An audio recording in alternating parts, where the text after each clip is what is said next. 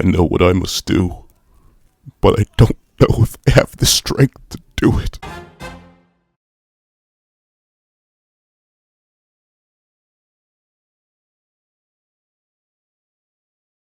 Thank you to our $5 patrons, Red Bull 4765, and Jim Lord, and Sean. Another thank you to our $3 members, Connor Plays, and Red Bull 4765. And a very big thank you to our $10 patrons, Robbie Uchiha and iDemoKami. And a very big thank you to our $25 member, Alex Ice Rose. Before having this breakdown, such discussion on whether or not Kashimo Hajime, the lightning beast, is now a fraud. Please remember to leave your own thoughts on whether or not Kashimo's a fraud in the comments section down below. Leave a like and subscribe if you haven't already. Also hit that little notification so you don't miss out on any videos that come to the channel. Also, I do have a Patreon down below. You should work for as low as $1 a month. Get some exclusive videos, early content, and more. Also, now become a member of the channel for as low as $3 a month to get the same perks and more.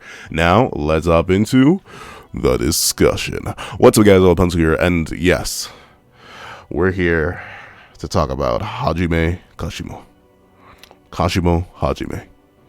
Whatever you want to call him. The lightning beast, he who feared not, he who wished to challenge Sukuna. And now we gotta discuss whether or not Kashimo Hajime, if he's a fraud, bro. Okay, so this is the discussion that I've been fearing that we're gonna have to have.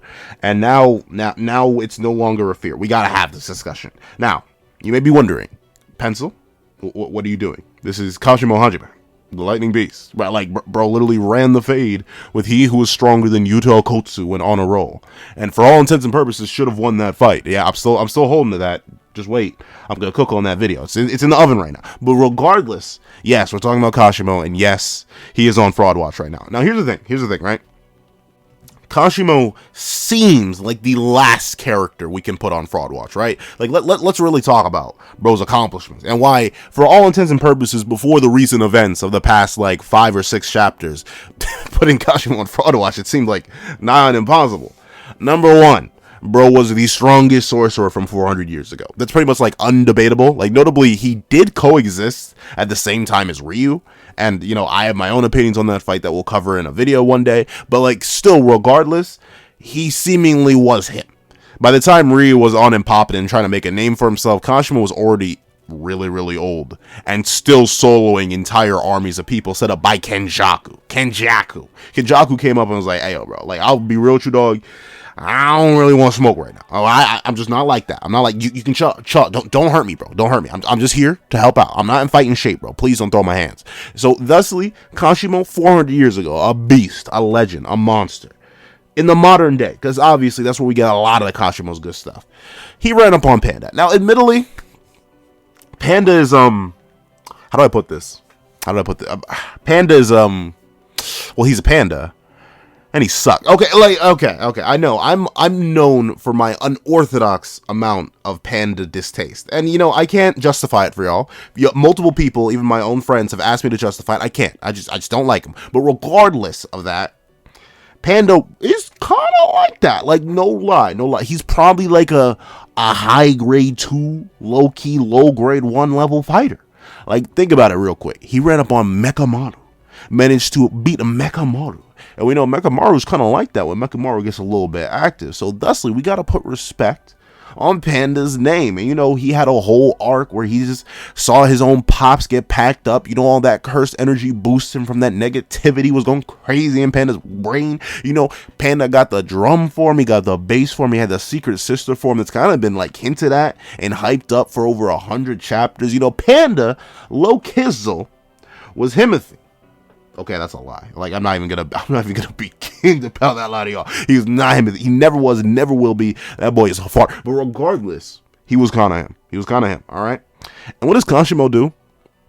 Bro strolls up like it's a fine Tuesday morning and just beats the dookie out, bro. Like, legitimately, I think Kashimo versus Panda is one of the most disrespectful beatdowns I've seen in all Jujutsu Kaisen. This is the same manga that has Gojo versus Jogo. This is the same manga that has Jogo versus Sukuna. This is the same manga that has Jogo versus Gojo round 2. Okay, Jogo kind of gets dogged a lot. But regardless, this is the same manga that includes all those fights and more distinct humiliations. But honestly, the way Kashimo did Panda is wild. is actually legitimately bonkers and insane. And like notably, Kashimo had sort of been hyped up. Bro was the sorcerer with over 100 points, actually 200, because he was just like that. You know, it's Kashimo Hajime. And alongside Higuruma, you know, he was pretty Himothy, but at the point where we had met Kashimo and got to Kashimo versus Panda, Higuruma, like, I mean, I'm not saying Higuruma's fodder, but I am saying he was struggling with Yuji with no cursed energy. And I know Yuji's superhuman, but you know, grade 1 wasn't necessarily that impressive. So low Kizzle, I thought, well, maybe these like 100 point, 200 point sorcerers are a bit overhyped. Sure, did Kashimo have one of the coldest introductions in the entire series? Indubitably. But regardless of that, maybe it's a little bit too much. But then he came in and literally beat the brakes off of Panda. Beat him down to a like, it is absolutely insane that Panda's super secret sister ability spawned on deck and immediately got one tapped by a lightning bolt. Like, Kashimo came out the cut and was wilding, like, unbelievably. Notably, he takes no damage against Panda. Like, notably, he says the damage reverberates, but like, bro literally just ate internal negation, durability negation damage and kept it pushing. Kashimo was like that and still absolutely watched Panda. He put Panda's head on a stick. You realize that? You got to think about that. That means he had to decapitate Panda and then specifically put his head on a stick only to ask him where Sukuna is. Kashimo, pretty Himothy. Smack it around a high grade 2, low grade 1. That's kind of like that. That's kind of like that. And then the real events pop off. But before the real events pop off, let's talk about Kashimo's motivation real quick. Remember, bro was in it to win it. But not just win it against randoms, not to win it against Panda. Like, who? Not Panda. No. Not even Satoru Gojo. But to be fair, I doubt he had any idea who Gojo was. Not even Ryu. No, none of these people like that. Not the guy with the highest output in all of Curse Energy history. Not the guy who's known for, okay, admittedly, once again, he knows very little. We have no idea what Kashimo's knowledge base is like. But still, he wasn't trying to run it with anybody random. No individuals of any lower caliber. Bro heard, oh, yo, Kenny, my boy, you said who? You said, who's the strongest sorcerer? Sukuna. Bet. Revive me then. Res me up when he up. Let's get it then. And Kashimo's whole motivation, I want y'all to remember this for later. I'm saying this now and I'm putting heavy emphasis on this. Kashimo's whole reason for even getting resurrected was to throw paws with Ryomen Sukuna, the King of Curses. Now remember this. Kashimo was talking mad spooky. He was talking mass spooky as he was offing people left and right. The question that was always rolling off the tongue was, where's Sukuna at, bro? I need the work. Where's Sukuna? Run my pockets, run my face. I need to get at Sukuna right now. Where is he? Let me know. And that is his whole motivation, though. Remember this. And unfortunately, bro just happened to be in the wrong colony at the wrong time, because he did not run into Sukuna, the King of Curses, but he did run into Sukuna's senpai. So weird to say. Sukuna's vessel senpai, Akari Kenji. Now, notably, let me gas up Akari a little bit, because unlike Panda, unlike Fraud, I can't even really is Panda even really a fraud? Because we never expected anything from him. He was just like a living, walking joke who had absolutely no value in the narrative. In fact, probably just made it worse. Like, honestly, that whole chapter where Yaga got popped and then Panda came in and cried, I literally rolled my eyes, bro. Like, what even was? I'm sorry, I need to stop slandering. But regardless, Akari Kenji, Brody was kind of Himothy. Like, let's be real though. Hikari, way back in time, back in reality, was being hyped up by Satoru Gojo in the same veins as Yuta Okotsu. Yuta Okotsu, JJK0, the MC, the main man with Rika Orimoto, the vengeful curse spirit known as the Queen of Curses. Hikari was being brought up along the likes of him, Gojo, the strongest sorcerer, stated that multiple times by Gege outside the manga, the strongest character in the manga. As Hikari like that. He gonna be stronger than me one day. So Hikari already got the hype way early on. Then Yuta Okotsu, the cursed child, the blessed one of Jujutsu, the man who, before the fight where we see Kashimo get active, or really get active, The man who just brawled with and managed to survive the Sendai free-for-all against these ancient monsters and beasts that were in a 4-way deadlock. Yuta Okotsu, he rolls up after dog walking Yuji Itadori, the demon god. And he's like, hey, yo, let me love with you real quick. I mean, ain't know what my homegirl says, because she don't know what she talking about, but let me love with you. When Brody's on a roll, he's stronger than me. Now, I don't think I need to, like, really tell y'all how crazy that statement is. Like, I know. Yuta fans, we have whole videos discussing this. Y'all can argue in the comment section if you want, but argue with your mama. Give me a good reason why Yuta lies. Haven't seen one yet. Go ahead. But regardless, even if you lowball the statement to the absolute extreme and say Jackpot Akari is like 0.00000 at infinitum 0.1, that doesn't make sense. But regardless, that much stronger than Yuta Okotsu. That is crazy. Not only being spoken up in the same league as the cursed child who defeated the special grade sorcerer Suguru Geto, Yuta Okotsu, by Gojo Satoru, but also being talked up by Yuta himself. Post-year of training Yuta, post-Africa Yuta, and for all my Africans out there, you know it gets crazy down in Africa. I'm sorry. Regardless, you know Yuta came back stronger than ever, maybe, and was like, yo, Hikari, he's still like that. He still may be up in his stuff, stronger than me when he on a roll. He liked that. So then Hikari Kinji rolls up on this Kashimo Hajime. Jackpot, fresh out the wazoo, and is like, hey, yo, Panda, my boy, you get smaller, dog, you lose some weight. And then proceeded to punch Kashimo dead in the face. And like, context, bro, context. Because context is everything. Remember, this is Hikari Kinji, who in base, mind you, was no-selling, fully healed demon god Yuji's attacks. Headbutts, punches, kicks, nothing to Hikari Kinji. He was styling on Yuji. This same Yuji that was boxing with true form Mahito. This is an even stronger Yuji than the one that was boxing with true form Mahito. Hikari's already out here proving himself in biggity base, proving to be able to blitz literal future vision. Like, bro just moved so quickly that a person who could see seconds into the future was unable to perceive him. And then he gets the girthiest amp, arguably in the entire series. Like, notably, I don't think there's like a better amp that currently exists within JJK from going from limited curse energy to literally infinite curse energy. I think we can all agree on that, right? I think we can all agree that infinite is gonna be infinitely better than any sort of limited. So Hikari got the juiciest, meatiest buff in the entire series. Rolls up on Kashimo. Loki catches him off guard. And what does Kashimo do? Scrumdiddlyumptious. Breakfast, lunch, and dinner with a snack on the side. He ate it and immediately got to work. And notably, when I say got to work, I want to remind you, this is Jackpot Akari Kinji, the man touted to being stronger than Yuta Okotsu when he's on his roll. And oh, he was rolling. He was off something when he was on that jackpot. And guess what? Kashimo still didn't, like, it's let's say it this way. Higuruma put up a fight against Itadori. Reggie put up a fight against Megami. Kashimo put up a fight against Jackpot Akari. Like, legitimately, if Hikari wasn't a lucky man who had the whole house rigged in his favor, Kashimo would have slain that man multiple times over.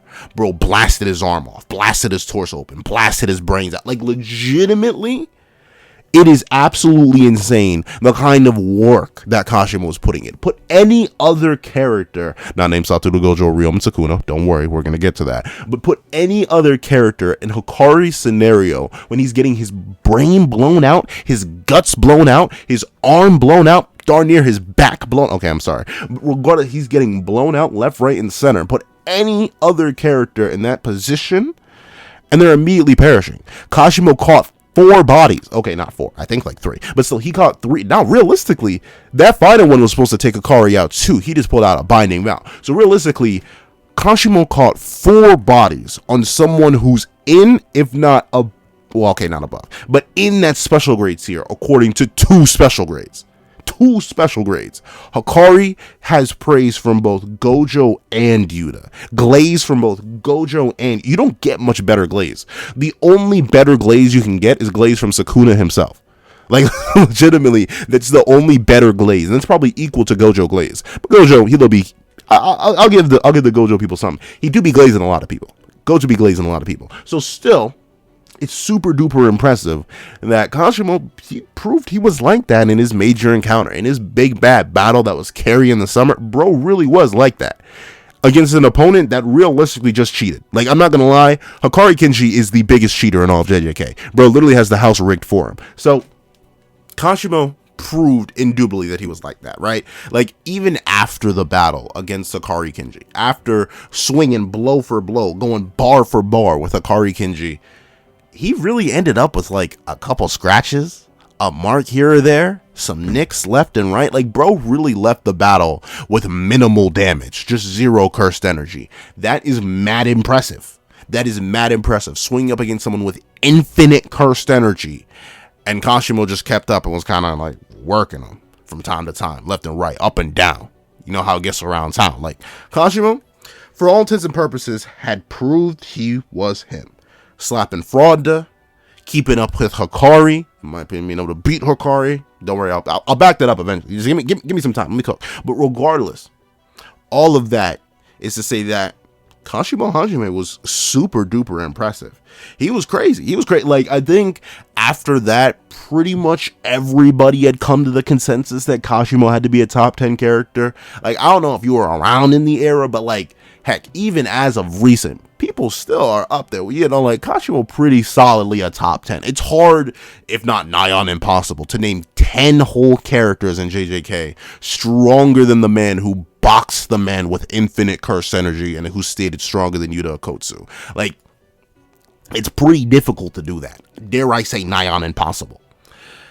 And with that being the case, you know, expectations were had, all right? Expectations started to be built. For reference, we were introduced to Kashimo in chapter 158. For reference, that is literally like nigh on 2 years ago now. Like, remember, Gege had to take like a massive multi-month break, and obviously we had a bunch of breaks in between. So Kashimo realistically had about like a solid year and a half, nearly 2 years of hype behind him. And we get introduced to his motivation in that very same chapter. In Kashimo's debut chapter of 158, we get introduced to him wanting to find Sukuna. We get introduced to the idea that Kashimo Hajime wants smoke with one man, and that man is Ryomen Sukuna. Thusly, the certain expectation was laid. I don't think anybody's at fault for expecting a certain something out of the man known as the Lightning Beast, the demon of 400 years past. Because, being real with you, Kashimo's character isn't that deep. Like, his bag really ain't that deep either. Bro got hands and lightning. That's not necessarily that deep. But regardless, we had one thing on the mind when it came to Kashimo Hajime. Bro had good hands, and that's about it, if we're talking about one thing. But 2 things on the mind. Bro had good hands, and he wanted to fight Sukuna. Realistically, that's the only thing bro talked about. Like, every single time he appeared, it was always, yo, where's Sukuna at? Yo, do you know where Sukuna is? Hey, is Sukuna here? And like, is Sukuna there? Like, is Sukuna up? Is Sukuna down? Is Sukuna in the town? Like, bro was legitimately, he was honestly one of the greatest Sukuna glazers. He probably gave Urume a little bit of competition in terms of how much he wanted to run into Sukuna.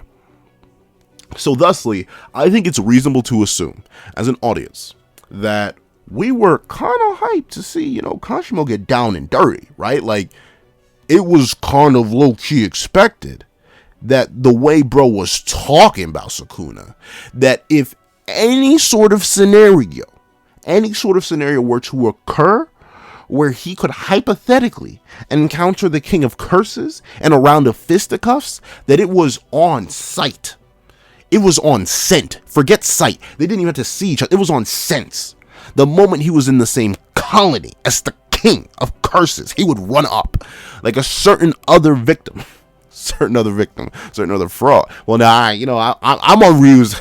Welcome to the Ryu Defense Squad. I'm the leader. I personally don't believe Ryu's a fraud. I think Ryu's kind of about that life. But we'll talk about Ryu in his own video. But you know how Ryu, the moment he heard, oh wait, yo, shoot.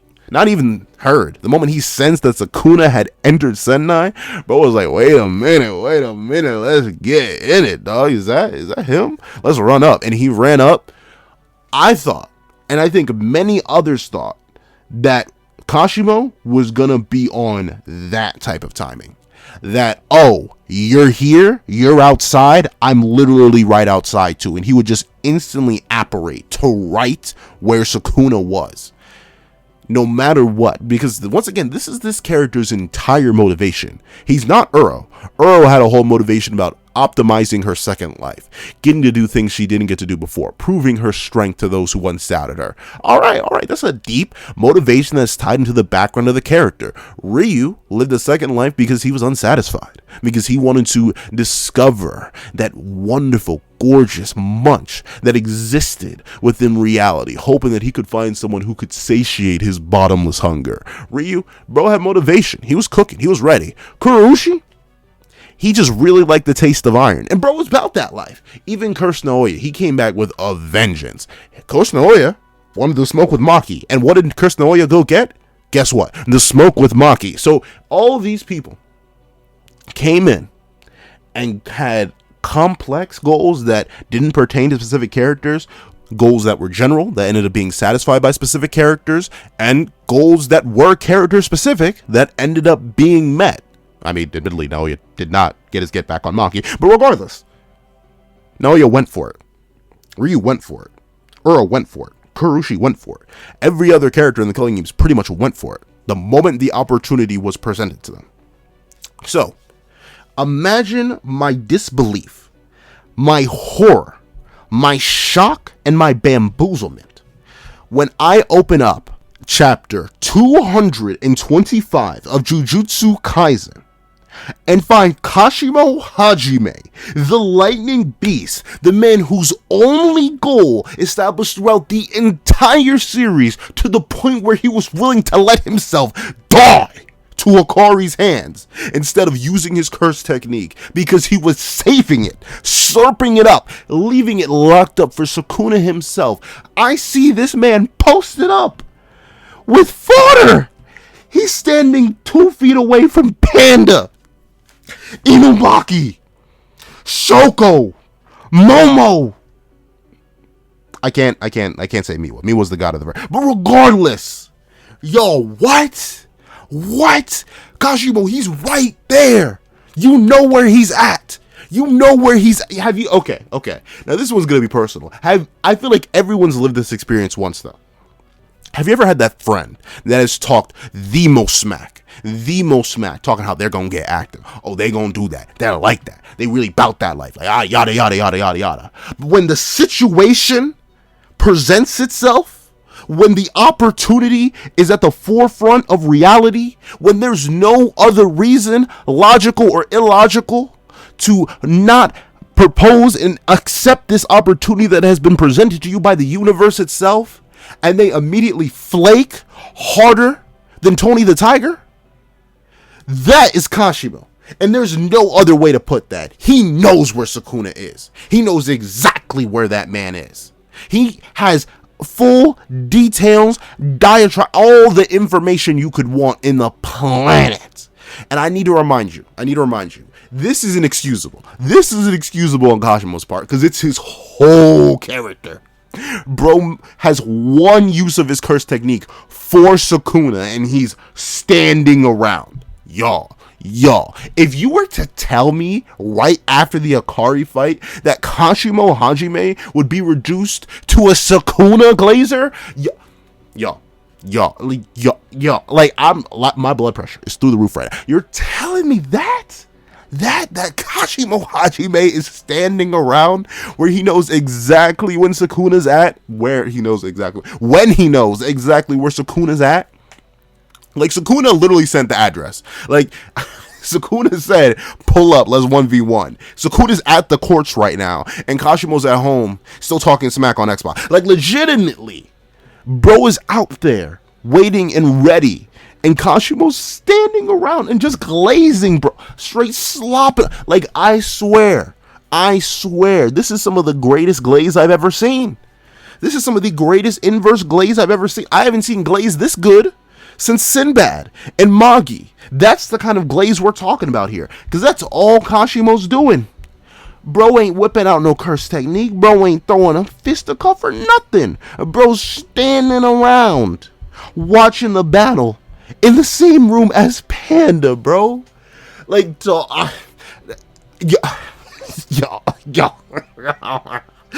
I'm my bones are shaking right now. Like, okay, let me tell you what I expected. There were two things I was expecting. One, that Kashimo Hajime was going to get off screen. All right? Like, I know that sounds bad. I know that sounds even worse than what we're getting right now. But I thought, it seems like Gege is trying to job powerful characters to Sukuna. What did he do with Ryu? He threw Ryu straight into the jaws of death and got him mopped by 15 Finger. But realistically, we had no expression for what 20 Finger was. And very specifically, it felt like the setup was right there. Like, notably, when you go back to chapter 222, where it's established that Sukuna now is pretty much at 20 Fingers with the remaining 4 fingers that Urume gathered, plus the mummy that gave him 20 Finger. I thought the layup was right there. Oh, Kashimo doesn't even appear anywhere within chapter 222. You can go look back. Maybe I'm wrong. Maybe I missed bro, but bro doesn't appear at all. So what I thought we were going to get in 223 was Kashimo Hajime himself pulling up on 20 Finger Sukuna and getting jobbed. Whether that be off screen or on screen, I thought bro was going to get jobbed. Because once again, I remind you, this is Kashimo's whole character. The man has nothing else. There's nothing else to his name. Sure, he has his design, he has his abilities, but in terms of what his character has been about for nearly 2 years now, this man's whole character has been about getting that work with Sukuna. And now you're telling me that with the opportunity presented to him in crystal clear 4K 1080p HD, bro doesn't even pull up. And like, here's the thing, right?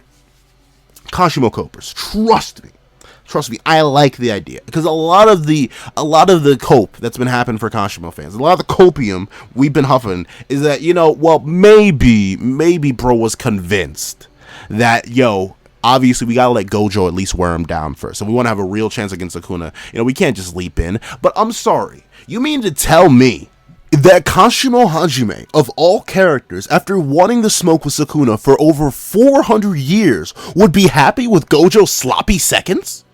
He doesn't want to run up on a fresh Sukuna? He wants to run up on one that's been, it's been beat up, it's been used up a little bit. Really? You're telling me that's the best argument we can make for this character right now? Bros whose whole character was about fighting Sukuna. The reason he's not fighting is because he wants him worn down a little bit? Like, bro, that hurts. I wanted Kashimo to be him. Now, notably, here's the thing, right? I am a bit delusional. Not even play with y'all. I'm a bit delusional, and thusly I do believe certain things that I know are slightly unpopular. But regardless, not slightly, I've said some things that I know are extremely unpopular. But regardless, I'm not delusional enough to say that I believe that even a full curse technique activated Hajime Kashimo would be any more than a footnote against the full power of 20 Finger Sukuna. Trust me, I know that. But I wanted the character to go out with some dignity, with some sort of swagger. The fact that the man is just standing around and glazing is disgusting and diabolical to me. That is insane. And here's the thing, right? I get why he's here on a narrative level, because no one else is ancient enough. Like, look at the cast we have that's currently watching the modern fight. Like, not the modern, well, I guess it is technically the modern fight. Gojo versus Sukuna is being watched by a whole bunch of people from the modern age. Earl's not here. Ryu's dead. Dhruv is dead. Everyone else who could have any sort of remote reference to Yorozu, they're all dead. And thusly, you do need someone from the ancient past in order to glaze. But oh wait, no you don't, because you have Angel right there. The Giga Glazer, who literally has been reduced to nothing but a talking plot device.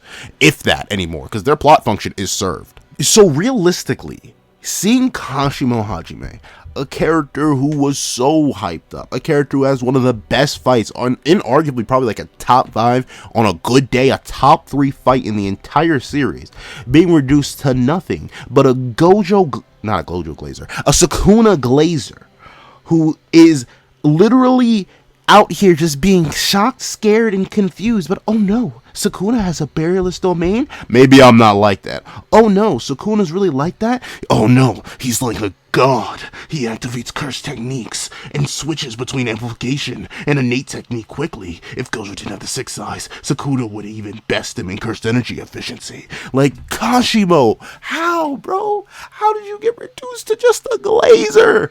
Yo, it hurts. It hurts for me to say that. Like, notably, I wasn't actually that vocal of a Kashimo fan before, and unfortunately at the time, when his fight was coming out, I couldn't review it week by week. Life was happening at that point, and thusly, certain things had to take priority, and unfortunately Kashimo's fight was not one of them. But before this, and even still, I'd say I am. I wouldn't be making this video if I wasn't. But I am still one of the biggest Kashimo fans out there. A Kashimo, there's nothing that starts with K. Nothing that starts with H either. I could really combo into that. But regardless, I still love Kashimo. That's why this hurts so much. Like, I'm mad because I care. Do not take my disgust with the current state of the character and me calling him a fraud as a sheer example of me continuously disliking the character. No, it's because I liked how simple his motivation was. It was because I liked all the hype behind the battle between him and Sukuna. It's because how much character work that Gege's put into the man that I'm so disappointed that he's been reduced to this. That he's just a Glazer now. This is fraud activity. Like, there's no way. I've been avoiding saying it up to this entire point, but this is very big fraud activity. Because what is a fraud, right? Because that's the main question. What is a fraud? So I went to the Googler, and this definition, or these definitions, are from Oxford Languages. Now, notably, I'm not all too literate myself, so give me some time. I'm gonna read this out to you. Wrongful or criminal depiction or deception intended to result in financial or personal gain. Kashimo didn't do that. So under the traditional definition of fraud, not that. Let's go to the second definition.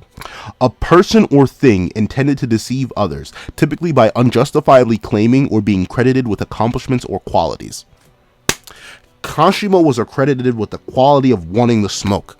Kashimo was accredited with the writing that supported that he was going to run up on Sukuna and use his curse technique on him no matter what. Kashimo was accredited with the faith of, who knows, likely thousands of people that were excited to see him run up and fight the King of Curses. But now, he's committed fraudulent activity. Instead of running up on the fresh King of Curses and getting jobbed, as he should have, now he's standing on the sidelines, slopping off the king like it's his 9 to 5. Instead of throwing hands, he's throwing compliments. Instead of putting them up, he's laying down and taking it, calling Sukuna a deity for being able to be so efficient with his cursed energy. Oh, Sukuna, you're just so like that. It's impossible for you to have a barrierless domain, Sukuna. Oh, you're transcendent. Come on now, Kashimo. Hop off the tip. It can't be. It cannot. The Urume's already on it. There's not enough room, Kashimo. Especially with Angel on there too. What is this? Triple team? Triple trouble? What is this, Kashimo? Do something, bro. Do something. And notably, right? All this isn't to say that it's impossible for Kashimo to still get active. Once again, he only made his reintroduction in chapter 225.